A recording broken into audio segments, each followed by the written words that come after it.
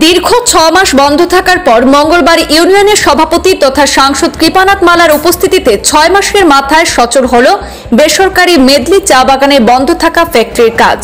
এতে স্বাভাবিকভাবে বাগানের শ্রমিক সহ বাগানবাসীর মধ্যে খুশি পরিলক্ষিত হয়।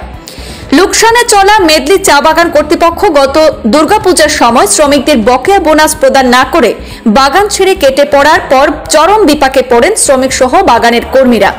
বিষয়টি নিয়ে শুরু থেকে হাল ধরেছিলেন শ্রমিক দরদি পাথারকান্দি বিধায়ক কৃষ্ণেন্দু পাল সহ বাগান পঞ্চায়েত কর্তৃপক্ষ এবং শ্রমিক ইউনিয়নের কর্মকর্তারা। এ নিয়ে রাজ্য লোকসভা নির্বাচন সম্পন্ন হতেই মালিক পক্ষের সাথে দফায় দফায় আলোচনা শুরু করেন শ্রমিক ইউনিয়নের সভাপতি কৃপানাথ মালা এবং সম্পাদক রাজদীপ গোয়ালা। এতে সৃষ্টি সমস্যার সমাধান বেরিয়ে আসে।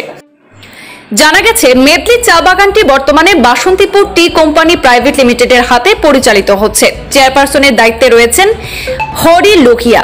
তাদের সাথে কথা বলে তথা বাগানটিকে সরকারি সাহায্য পাইয়ে দেওয়ার প্রতিশ্রুতি দিয়ে উক্ত চা বাগানের ফ্যাক্টরি পুনরায় সচল করার ব্যবস্থা করেন বরাক চা শ্রমিক ইউনিয়নের কর্মকর্তারা। এতে মালিক পক্ষ রাজি হলে ইউনিয়নের সভাপতি কৃপানাথ মালার উপস্থিতিতে পূজার্চনা করে পুনরায় চা বাগানের ফ্যাক্টরির কাজ চালু করা হয় আজ মঙ্গলবার। এতে শ্রমিক ইউনিয়নের সভাপতি সাংসদ কৃপানাথ মালা সহ বাগানের ডিরেক্টর বি আগরওয়াল, ম্যানেজার ননী বসু সহ স্থানীয় শ্রমিক ইউনিয়নের পক্ষে অন্তু বাল্মিক দাস, যুবনেতা সুদীপ গোয়ালা, সচিন সাহু এবং বাগান পঞ্চায়েত কর্মকর্তারা উপস্থিত ছিলেন। পরে শ্রমিকদের সাথে পৃথক এক সভায় মিলিত হয়ে মত বিনিময় করেন ইউনিয়নের সভাপতি কৃপানাথ মালা। উক্ত সভায় তিনি তাদের বিভিন্ন সমস্যার কথা শুনে এগুলি সমাধানের আশ্বাস দেন। সাংসদ কৃপানাথের কথায়, শ্রমিক পক্ষ এবং মালিক পক্ষের মধ্যে মতানৈক্য থাকলে কোনো প্রতিষ্ঠানে সুচারুরূপে পরিচালনা সম্ভব নয়। তাই এ ব্যাপারে তিনি উভয় পক্ষকে সমন্বয়ের মধ্যে বাগান পরিচালনার জন্য অনুরোধ রাখেন।